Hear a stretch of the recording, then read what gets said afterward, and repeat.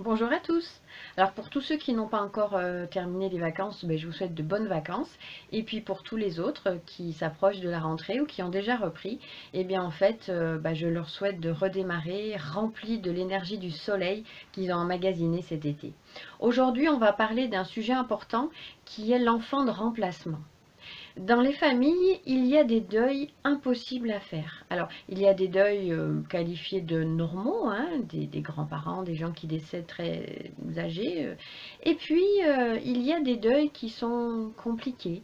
Des enfants, des gens qui sont partis jeunes, ou même des parents dont on a du mal à se détacher. En fait, on a tous quelque chose de génial, c'est qu'on va trouver lorsqu'il nous manque quelque chose, des substituts. Eh bien oui, euh, la chose que l'on est tous capables de faire sans y réfléchir et de manière inconsciente, c'est de mettre à la place de quelqu'un qui nous manque trop et dont on a du mal à faire le deuil, une personne de substitution. Alors, ça peut s'entendre pour des adultes, parce que on peut remplacer un adulte décédé par un autre adulte vivant. Hein, j'ai perdu mon père, ma mère et c'est difficile pour moi. Donc du coup, je vais aller chercher un papa ou une maman de substitution. Et puis ça s'entend aussi pour les enfants, les bébés qui arrivent. On dit qu'un bébé qui arrive dans les 24 mois suivant un décès dans la famille a des chances d'être un enfant de remplacement, surtout s'il arrive suite au décès d'un frère ou d'une sœur. Alors, en plus de tout ça, il peut y avoir des choses que l'on donne à ses enfants, comme par exemple les prénoms. C'est un indice remarquable. Pourquoi?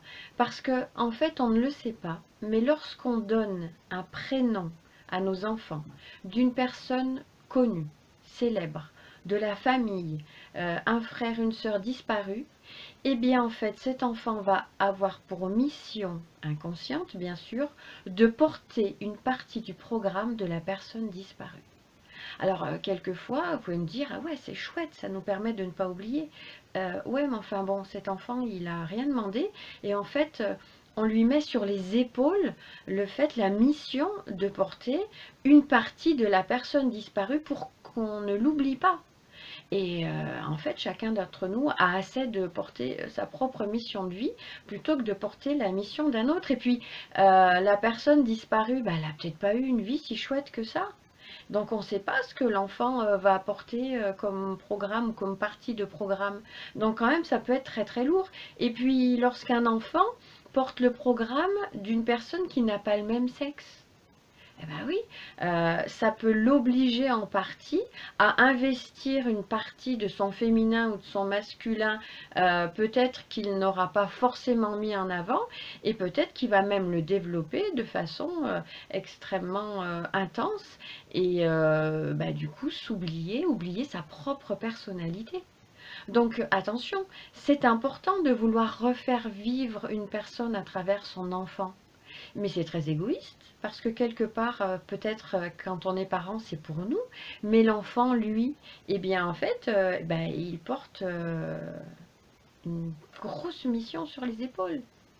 Et quelque part, c'est pas simple, parce que parfois, le fait de porter le programme de cette personne, peut prendre toute la place et l'empêcher par là même de pouvoir développer sa propre personnalité.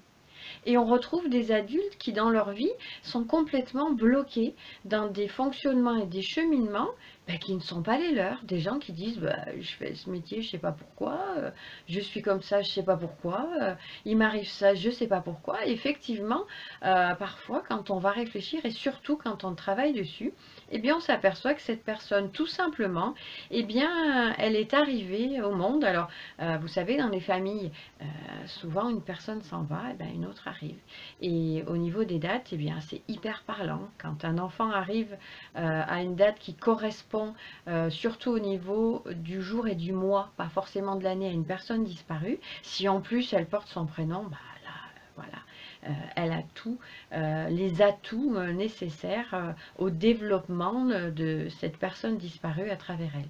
Donc attention, attention quand vous donnez un prénom à un enfant ou quand dans l'intention cet enfant vous fait penser à ou vous aimeriez que cet enfant soit comme, eh bien non, veuillez juste que cet enfant soit lui-même.